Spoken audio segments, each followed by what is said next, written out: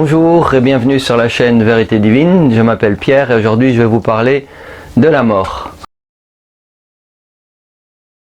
Je vais traiter avec vous les 7 points suivants au sujet de la mort et des sujets qui touchent à la mort. D'abord, je vais vous expliquer les définitions légales, officielles de la mort. Ensuite, je vous parlerai du processus réel. Qu'est-ce qui se passe au moment de la mort? Ensuite, je vous parlerai de 2 types d'expériences qui sont similaires à la mort, comme vous le verrez, qui s'apparentent presque à des morts réversibles. Les expériences de mort imminente, EMI, et les états de sommeil, les états qu'on vit chaque nuit pendant notre sommeil, mais dont on se rappelle rarement. Après cela, je vais aborder des sujets qui sont liés à la mort, qui sont importants. Quelle est la cause ou les causes de la mort? Les causes officielles ou scientifiques et la réalité ou la vérité selon ce que je la comprends aujourd'hui. Enfin, les 2 derniers sujets, je vais aborder le sujet de la mortalité. Est-elle irrémédiable? Le vieillissement et la mortalité, où est-on créé pour être immortel au départ, bien que ça n'en ait pas l'air. Et enfin, je vais terminer par le sujet d'actualité de la peur de la mort et en quoi ça nous affecte négativement dans notre vie de tous les jours et aussi en tant que société.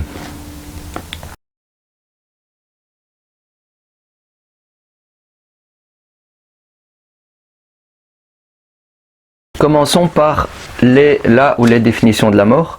Alors, les définitions officielles du dictionnaire, dans le Petit Larousse, je lis « La perte définitive par une entité vivante, en organe, en individu, en tissu ou une cellule, des propriétés caractéristiques de la vie entraînant sa destruction. » C'est la cessation complète et définitive de la vie d'un être humain ou d'un animal. Donc vraiment on parle de cessation de la vie, il n'y a plus rien, c'est la fin. La vie humaine est assimilée donc par notre société à la vie du corps physique matériel, en tout cas par une grande partie de la science. Et comme vous le verrez, c'est une conception qui est fausse et mérite d'être corrigée. En tout cas, je pense. Selon Thomson, alors toutes les sources, il y aura un document que vous pouvez accéder sous la vidéo avec un document d'une bonne dizaine de pages sur les recherches et le plan et le sujet de la mort et les sources. Donc quand je cite des sources, vous pouvez trouver tous les détails si ça vous intéresse dans ce document. Alors selon Thomson, l'arrêt définitif de toutes les fonctions organiques, notamment la respiration et l'activité cardiaque.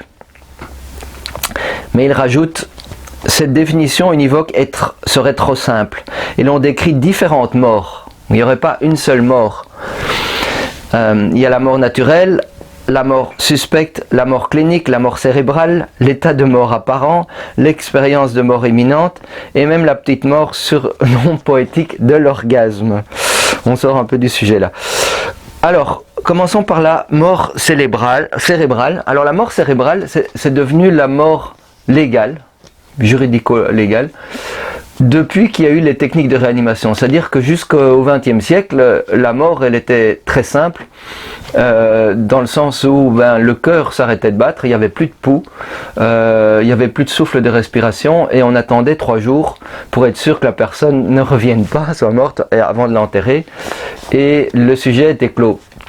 Aujourd'hui, avec les techniques de réanimation et de respiration artificielle et tout ça, les définitions ne font qu'évoluer au fur et à mesure qu'on découvre des choses, en fait. Et donc aujourd'hui même, la mort cérébrale, c'est la mort légale. Donc elle est également appelée coma dépassé ou coma de type 4. Elle est définie par l'absence totale et définitive d'activité cérébrale. Donc on pense que notre vie, nous, c'est le cerveau avant tout. Notre conscience serait-elle dans notre cerveau?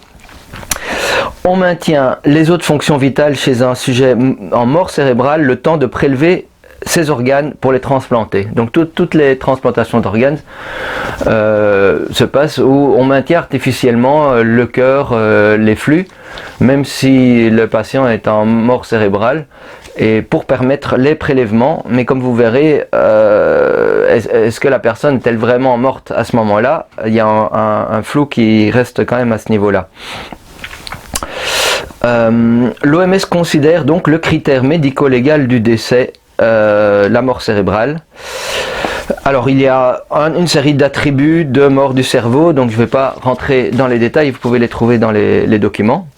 Alors qu'est-ce que la mort apparente? Donc vu que il y a des expériences, et on va en parler bientôt avec les expériences de mort imminente, où le sujet est en mort clinique, donc il n'y a plus de respiration, il n'y a plus de battement cardiaque, mais il n'est pas mort définitivement. Il revient. Donc c'est un état qui peut se rencontrer en fait dès la naissance et aussi tout au long de la vie. Il se définit par un arrêt cardio-respiratoire qui peut être réversible si des mesures de réanimation efficaces sont entreprises immédiatement. Que ce soit chez les nouveau-nés ou plus tard dans la vie, le sujet en état de mort apparent n'est donc pas réellement mort. Donc, alors, ce que je voudrais juste préciser, c'est qu'on observe que le cerveau se dégrade très rapidement, en environ 3 minutes, pratiquement de manière irréversible. Donc les dommages sont pratiquement irréversibles quand les flux, l'oxygène, le sang arrêtent de circuler dans le cerveau. Par contre, la plupart des autres organes peuvent rester non alimentés pendant des périodes beaucoup plus longues et de manière réversible. Donc c'est important aussi de se rendre compte que le cerveau, c'est vraiment l'organe le plus fragile. Et c'est peut-être pour cela qu'on s'est orienté vers la définition de la mort comme la mort cérébrale. Alors, dans l'encyclopédie médicale et au niveau de la notion de irréversibilité de la mort, la définition la plus simple de la mort, c'est la fin de la vie par arrêt des fonctions vitales et notamment de l'activité cérébrale. On revient à cette définition légale. Mais, lit-on dans l'encyclopédie médicale, c'est un peu simpliste car il existe toutes sortes de morts, toutes irréversibles, sauf la mort apparente, dont on vient de parler, la seule dont on puisse revenir. Ce n'est donc pas la mort, mais seulement son apparence, la mort apparente. Alors, Descamps dans Europsy,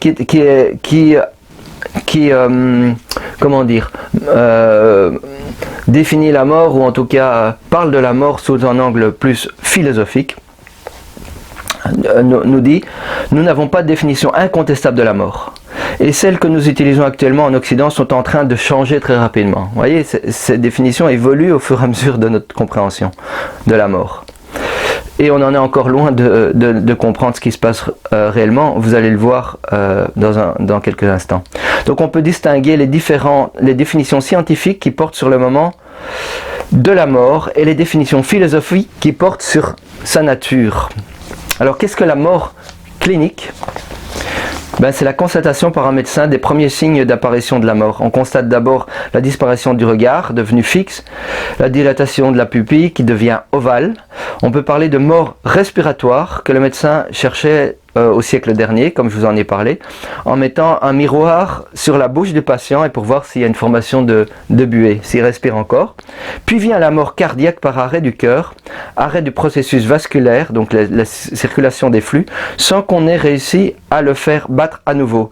Donc tout ce qui est massage, électrochoc, défibrillateur, toutes les techniques de réanimation ne fonctionnent pas. Eh bien, c'est le cas de 95% des morts en fait. Ce sont des morts qui se passent comme ça. Donc il n'y a que 5% des morts qui sont différentes qui commencent par simplement la mort clinique. Alors, la mort administrative. Oui, bon, donc dans chaque pays, il y a des définitions de mort. En France, il y a la circulaire Jean Neumet du numéro 27 du 24 avril 68. C'est la base de la définition de la mort. Elle a évolué un petit peu, elle s'est raffinée. Disons que je ne vais pas revenir dans les détails, mais ce qu'on note et qui est très important aujourd'hui, d'abord que cette définition reste assez imprécise. Et on est passé de 3 à 30 minutes, donc on fait un encéphalogramme pour voir s'il y a une activité dans le cerveau. D'abord 30 minutes après la constatation de la mort, et puis maintenant on est passé aujourd'hui à 2 encéphalogrammes à 6 heures d'intervalle qui sont pratiqués par 2 médecins différents pour décréter vraiment qu'il y a mort administrative.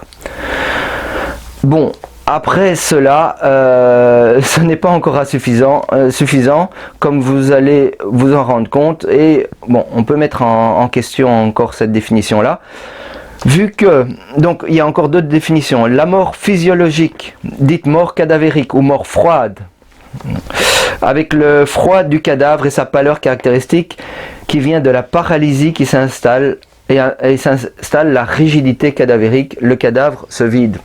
Voilà. Ensuite, il y a la mort biologique. Donc, comme je vous disais, les organes peuvent encore continuer à être en état d'être réanimés et d'être vivants pendant longtemps. Donc, pour qu'il y ait mort biologique, donc les organes soient morts de manière irréversible ou inutilisable. Donc, c'est l'explosion des cellules et des tissus, la liquéfaction, la putréfaction, etc. Les odeurs nauséabondes, blabla. Je vous passe les détails, vous pouvez voir dans les documents. Donc, qu'est-ce que la mort biologique? Et enfin, il y a la mort fonctionnelle. Donc c'est encore un autre type de mort. Toutes les fonctions ne sont pas encore abolies sur les cadavres en fait. Pendant tout un temps, la barbe et les ongles continuent à pousser. Donc on définit la mort fonctionnelle quand il n'y a plus rien qui change. Et vraiment les fonctions ne continuent pas à faire leurs œuvres. Alors en conclusion, il n'existe pas de définition scientifique de la mort. Passage donc de la vie à ce qu'on appelle la mort. Pas de définition scientifique de la mort cérébrale non plus. Il s'agit de définitions médico-légales que nous avons. Donc en tant que société, nous nous mettons d'accord sur une définition juridique dans le cadre d'un consensus socio-culturel. Voilà l'état de notre compréhension de la mort. Donc la fin de la vie et il n'y a plus rien.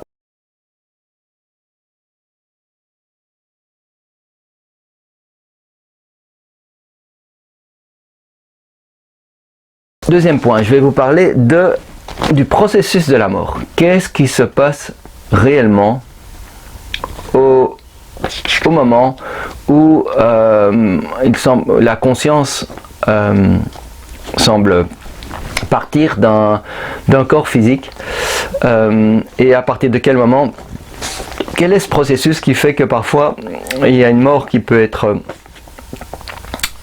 réversible, apparente mais réversible et parfois on a des morts irréversibles.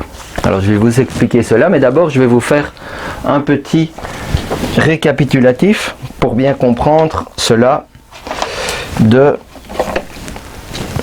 l'âme humaine. Donc pour ceux qui n'ont pas encore vu la vidéo sur qu'est-ce que l'âme humaine ou sur l'incarnation, je vous invite à aller jeter un coup d'œil. Et parce que je ne vais pas rentrer dans les détails ici, je vais juste vous expliquer le processus de la mort. Donc simplement, nous sommes une âme. Et donc, lors de l'incarnation, comme il est expliqué dans la vidéo sur l'incarnation, donc enfin nous sommes une âme qui est faite d'une partie féminine et d'une partie masculine. Donc en tout cas à dominante féminine, à dominante masculine. Et lors de l'incarnation, comme je vous expliquais, donc il y a la moitié de l'âme, prenons le cas que c'est la moitié féminine, à dominante féminine, d'une âme hétérosexuelle, eh bien vient se connecter à un petit corps spirituel qui est créé par les deux parents au moment de la conception. Donc les deux premières cellules sexuelles se mettent ensemble et puis commencent à se diviser. Il y a une moitié d'âme qui vient se connecter à un petit corps spirituel,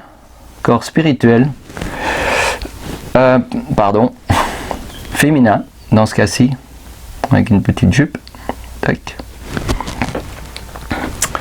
Et donc à partir de ce moment-là, il y a l'énergie, le flux de vie qui vient de l'âme, qui est transmis au corps spirituel. Un deuxième corps est créé, comme vous savez, c'est celui qu'on connaît bien au niveau de la conception. Il y a un petit corps féminin, une petite fille, un petit bébé féminin, un corps physique qui est créé. Et donc l'énergie, le flux d'énergie de l'âme passe du corps spirituel vers le corps physique qui commence à se développer, à grandir. Alors, cette énergie ici, l'énergie de vie qui passe dans ces corps, elle a été infusée à l'âme par une grande surâme, par Dieu, qui est aussi une âme, donc une grande surâme, mais infinie aussi, avec des qualités féminines et masculines, qui, en créant les milliards de petites âmes humaines, a infusé l'énergie de vie, voilà, à ces âmes. Donc, chaque âme a une énergie de vie qui permet au corps spirituel et au corps physique d'être animé. Alors, quand nous sommes sur la Terre, à partir du moment où de notre conception, notre véhicule principal pour notre expérience de vie, donc tous nos sens, notre véhicule principal pour recueillir des expériences, pour nous découvrir, c'est notre corps physique. Donc, mon véhicule principal, c'est ce véhicule-ci. Le corps spirituel, c'est un autre véhicule, mais il est secondaire. Ce n'est pas celui qu'on utilise le plus souvent ici sur Terre. Donc, il y a ce corps, il y a donc un lien énergétique entre le corps spirituel et le corps physique qui permet au corps physique d'être alimenté en énergie, mais aussi il y a les informations de ce corps, on va mettre une flèche dans les deux sens, qui remontent vers le corps spirituel et donc qui remontent vers l'âme, donc pour enregistrer nos mémoires, nos expériences émotionnelles, juste en vous rappelant que l'âme, ce que nous sommes des êtres émotionnels. Donc toutes les données sont en priorité prises par le corps physique et par nos 5 sens et renvoyées au niveau de l'âme. Alors, donc ce que je vous décris, c'est la compréhension de la mort qu'on peut voir à partir du monde spirituel, et en particulier, donc, elle vient de descriptions et d'expériences de personnes qui sont de l'autre côté, qui sont morts et qui s'expriment à travers des médiums, mais aussi d'A.J. Miller, de Jésus, qui a 2000 années d'expérience dans le monde spirituel, et donc qui explique ce que les personnes dans le monde spirituel qui ont un certain développement, une compréhension du fonctionnement de l'univers spirituel et de l'âme peuvent observer de manière scientifique. Donc c'est prouvable scientifiquement si on a les outils qui nous le permettent. Donc ce qu'ils observent à partir du monde spirituel, c'est que il y a un cordon, ce flux énergétique, ça s'appelle le cordon doré. Cordon doré. Et le flux énergétique entre le corps spirituel et le corps physique, celui-là, il s'appelle le cordon d'argent. On l'appelle le cordon d'argent, probablement il a une apparence argentée.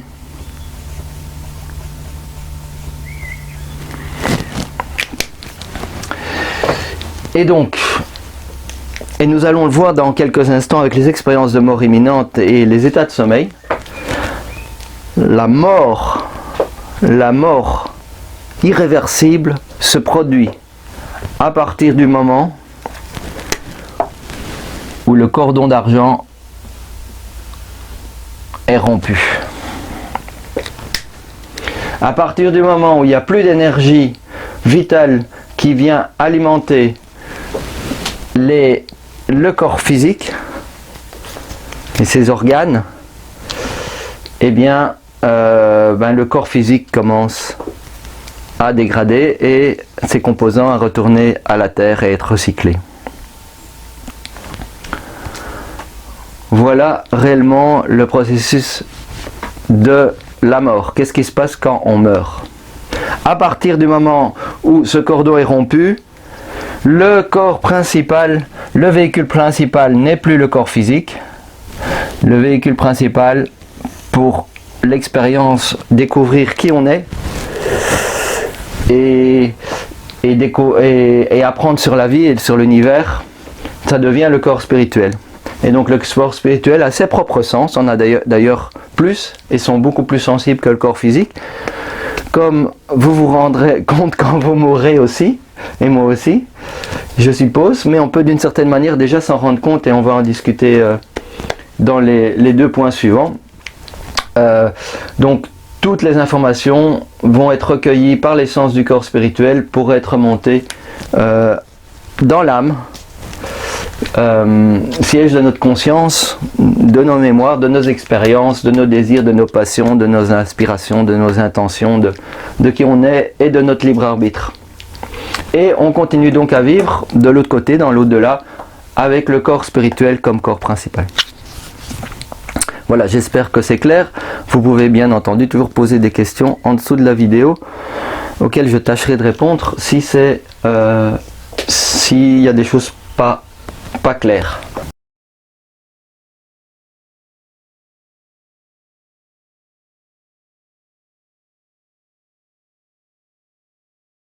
Les expériences de mort imminente. Alors juste une petite introduction. Donc c'est un état de mort apparente.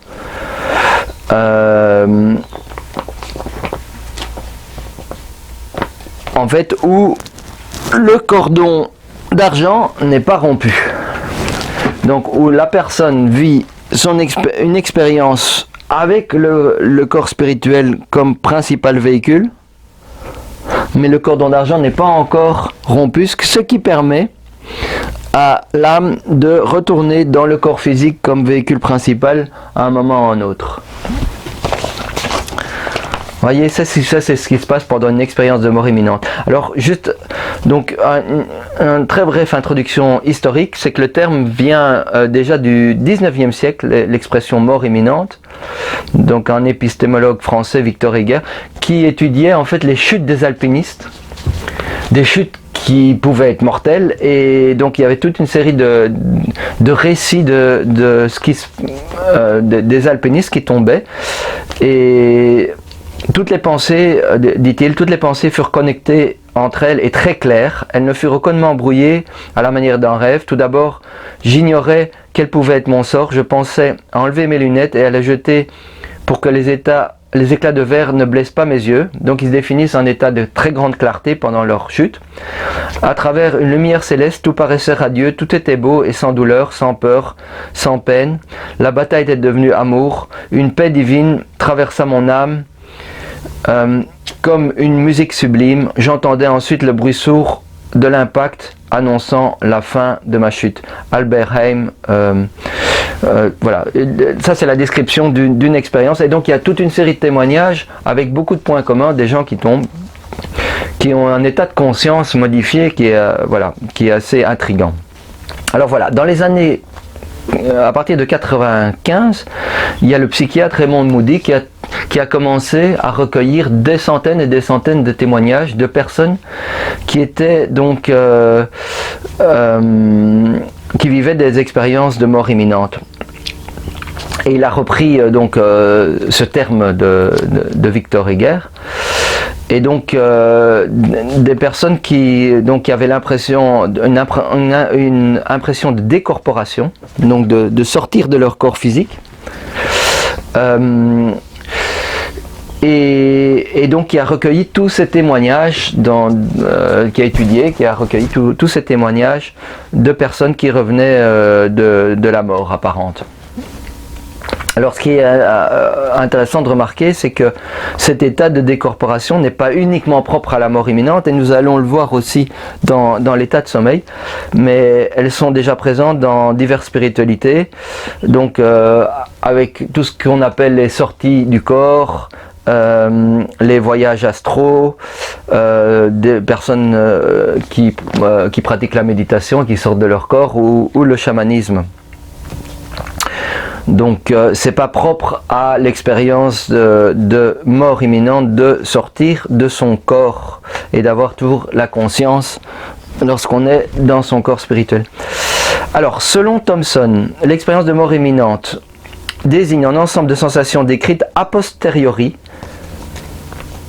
Donc une fois que les patients sont revenus conscients, par les patients, lors d'un état de mort clinique ou de coma avancé, donc une mort apparente. Ces descriptions ont toutes des traits communs. Donc dans tous ces recueils, Raymond Moody il voit toute une série de traits similaires, des personnes qui ne se connaissent pas, qui n'ont rien à voir entre elles, et qui parlent de décorporation, d'une sensation de flotter au-dessus du corps, et de pouvoir entendre et voir ce qui se passe, la rencontre avec des proches disparus, donc qui sont déjà morts, la lumière blanche au bout du tunnel, le contact avec une entité transcendante. Alors ce côté de contact avec une entité transcendantale, il est différent selon les croyances et selon les croyances religieuses et socioculturelles des personnes, et selon les cultures. Ce qui soutient d'ailleurs la thèse, comme vous allez voir, la thèse sceptique d'une grande partie des scientifiques qu'on a affaire à des hallucinations, c'est-à-dire qu'on crée ce qu'on a envie de voir. Ceci dit, tous ces phénomènes communs font croire à certains scientifiques à la réalité d'un phénomène. Il se passe quelque chose. Alors, Parnia a réalisé donc la plus grande étude scientifique sur les expériences de mort imminente sur 2060 événements de réanimation d'arrêt cardiaque pendant 4 ans. Donc cette plus grande étude, je ne vais pas aller dans tous les détails, mais il y a 2% des personnes qui ont été interviewées qui ont été capables de décrire l'épisode d'arrêt cardiaque, la réanimation, avec des détails visuels et auditifs précis et vérifiés. Donc ils pouvaient décrire exactement ce qui se passait dans la pièce, qu'est-ce que les gens faisaient alors qu'ils étaient en état de mort clinique. Vous pouvez, si ça vous intéresse ce sujet, voir sur YouTube, il y a une très grande quantité de témoignages d'expériences de mort imminente. Il y a une grande quantité de gens qui sont capables aussi de décrire ce qui se passait dans d'autres pièces de l'hôpital, etc. Et donc, à ce jour, c'est inexpliqué par la science comment c'est possible. Alors, la conclusion de cette étude, donc la plus vaste donc à ce jour, dit ce qu'on a trouvé ne permet pas de conclure à la réalité ou la signification des expériences d'éveil rapportées par certains patients en raison de la trop faible incidence du phénomène de souvenirs visuels. Donc il y a seulement 2%, donc elle ne permet pas non plus de désavouer les expériences, mais ça requiert de poursuivre des études dans le domaine. Donc il faut qu'il y ait, statistiquement significatif, qu'il y ait plus de gens qui rapportent ces expériences. Vous verrez dans les témoignages sur YouTube, il y a beaucoup de gens en fait qui rapportent ces expériences. Donc, contrairement, donc la suite de la conclusion de Sam Parnia, contrairement à ce que nous pensons, la mort ne serait pas un instant donné, mais un processus potentiellement réversible. En fait, ce qu'il parle, c'est que ce corps, il est en état de mort, mais le cordon n'étant pas rompu, le processus, il est réversible, quoi. C'est ce qu'il observe. Alors, de nombreux scientifiques dans la neuroscience, etc., on peut appeler les sceptiques, pensent que ce sont des phénomènes hallucinatoires que les patients rapportent quand ils sont réanimés, quand ils reviennent à la conscience, en état conscient, alerte. Et que ça viendrait d'un manque d'oxygénation du cerveau et que donc que la zone du cerveau des hallucinations peut créer ces histoires. Par contre, ce qui n'est pas expliqué à ce jour, mais que la science justifie en disant on n'a pas encore compris, on n'a pas encore expliqué, mais on le fera, comme dans beaucoup de sujets, c'est comment les patients peuvent décrire des choses très précisément, même dans des pièces différentes, qui se sont réellement passées, sans qu'il y ait un phénomène de décorporation, donc qu'il y ait une conscience qui soit toujours là, alors que le patient est en état de mort clinique. Il y a notamment aussi le cas du docteur Alexander, donc si vous pouvez aussi trouver son témoignage sur YouTube, qui témoigne de son expérience et il a fait donc c'est un psychiatre, un neuropsychiatre. Et donc il a fait beaucoup de recherches quand il est revenu, parce que lui il avait une méningite aiguë, c'est-à-dire que le siège du cerveau pour les hallucinations, etc. était complètement endommagé. Donc c'est pas possible que son expérience vienne d'hallucinations. Et donc c'est un autre exemple où la thèse des sceptiques ne tient pas la route, puisque lui il a pu décrire toute une série de choses alors qu'il ne pouvait pas avoir des hallucinations. Bon, en conclusion, nous nous retrouvons aujourd'hui avec deux thèses. La thèse que la conscience survivrait la mort du corps physique, et une autre thèse où en fait les expériences sont hallucinatoires. On ne sait pas exactement quand elles se passent. Elles peuvent se passer à un moment où le cerveau a encore un peu d'activité ou quoi. Et donc ce serait juste des hallucinations, et on l'expliquera bientôt. Alors la vérité, pour conclure sur ces expériences de mort imminente, c'est qu'effectivement les patients sortent de leur corps, comme lors d'un voyage astral, il y a eu certains types de méditation, de décorporation, et reviennent dans leur corps à un certain moment. Le cordon n'est pas rompu.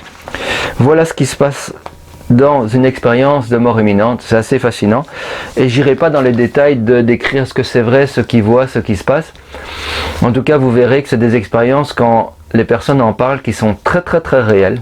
Elles en parlent comme des choses très réelles, comme une mémoire, un souvenir d'une chose qu'ils ont vécue dans leur corps physique, mais là ils le vivaient dans un autre corps qui a l'air très réel aussi.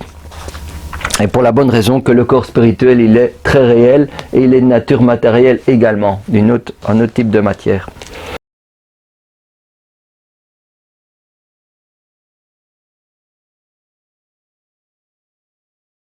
Les états de sommeil. Voilà quelque chose d'intéressant dont on ne parle pas assez. Toutes les nuits, pendant notre sommeil profond, en fait, nous nous retrouvons dans une sorte d'état de mort apparente au niveau du corps physique. Bon, il y a une activité cérébrale, et je ne vais pas rentrer dans les détails, mais ce qui se passe, c'est que nous sortons de notre corps physique et que nous vivons une expérience dans notre corps spirituel et dans le monde spirituel comme véhicule principal. Toutes les nuits, nous vivons dans le monde spirituel, nous pouvons visiter des autres parties de la Terre, rencontrer des personnes, préparer des réunions, etc. Explorer le monde spirituel jusque dans la mesure où les lois nous permettent un accès selon notre condition. Et nous revenons le matin dans notre corps physique. Le cordon d'argent n'est pas brisé. Donc nous revenons le matin dans le corps physique, nous réveillons, et généralement le réveil est assez dur. On revient dans la matière bien lourde. Notre mémoire, on a pour la plupart d'entre nous beaucoup de mal à ramener dans notre conscience, au niveau du corps physique, ce qui s'est passé pendant la nuit. Alors on peut se demander pourquoi il n'y a pas plus de gens qui s'en rappellent. Peut-être un certain nombre d'entre vous peuvent s'en rappeler. D'abord, pourquoi il n'y a pas plus de gens qui s'en rappellent? Et deuxièmement, comment on fait la différence entre un état de sommeil et les rêves? Alors je vais vous parler de mon expérience et ma compréhension. À vous d'expérimenter. D'abord, moi je m'en rappelle pas souvent, mais je sais qu'il est possible de s'en rappeler quand on émet l'intention, un désir fort avant de s'endormir et qu'il est sincère. Il est possible de s'en rappeler. Je m'en suis rappelé de certaines expériences, et je peux vous dire que c'est très très réel. C'est pareil à la vie ici, sauf que moi je me déplaçais un petit peu en flottant, mais je vivais une vie normale, j'étudiais, j'allais à l'université, je rencontrais des gens, je découvrais des choses. Ça avait l'air très réel et un peu différent d'ici, mais à la différence de mes rêves qui sont plus symboliques, qui sont moins réels, qui sont plus imagés. Et les rêves, d'après ce que je comprends, c'est vraiment des messages de notre âme pour qu'on prenne conscience au niveau du réveil de choses qu'on ne veut pas voir ou de choses qu'on doit régler en fait. Donc c'est beaucoup plus imagé et des choses qui semblent insensées qui peuvent se passer. Tandis que dans l'état de sommeil, c'est vraiment la vie qui continue. Alors, il n'y a pas de différence avec la mort, en fait. C'est comme si on était préparé à la mort toutes les nuits. Alors, la seule différence, c'est qu'il y a encore de l'énergie. Le corps physique est toujours alimenté en énergie vitale. Vous voyez, c'est intéressant. Alors, pourquoi on ne s'en rappelle pas plus? D'abord parce que, aussi, on fait des choses pendant la nuit. On fait des choses qu'on n'est pas forcément fier et qu'on ne ferait pas dans le monde physique. Parce que dans le monde spirituel, on peut moins facilement cacher les choses.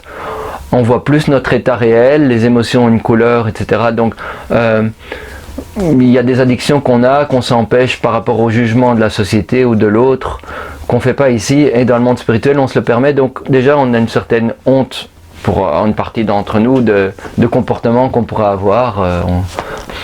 On pourrait tromper son partenaire, faire des choses qui sont immorales. Et bon voilà, je pense que ça arrive souvent, ça arrivait pour moi aussi. L'autre chose, c'est qu'au réveil, il y a deux choses. C'est que la Terre est entourée de beaucoup d'esprits, donc de personnes décédées qui sont dans des conditions de grande souffrance et qui aiment se connecter aux autres pour essayer de se sentir mieux ou jouer parfois des mauvais tours. Et donc c'est très lourd de retourner à son corps physique. C'est comme si on passe une barrière noire de retourner dans son corps. Et enfin, la matière, elle est très différente. La matière, elle est beaucoup plus lourde au niveau du corps physique. Donc ça fait un choc vraiment de ramener sa mémoire, de reconnecter sa mémoire quand on se réveille. Au réveil, beaucoup d'entre nous ont un réveil un peu lourd et difficile à cause de cela. Pourquoi beaucoup d'entre nous ont besoin d'une douche ou de prendre un café ou quelque chose? C'est vraiment pour calmer un peu ce qui s'est passé, parce que c'est assez violent le retour dans le corps physique quand même. Voilà, si vous voulez expérimenter en tout cas, vous pouvez le faire. Et si vous avez des expériences que vous avez envie de partager par rapport à ce que vous en rappelez ou ce que vous avez déjà vécu, voilà, n'hésitez pas.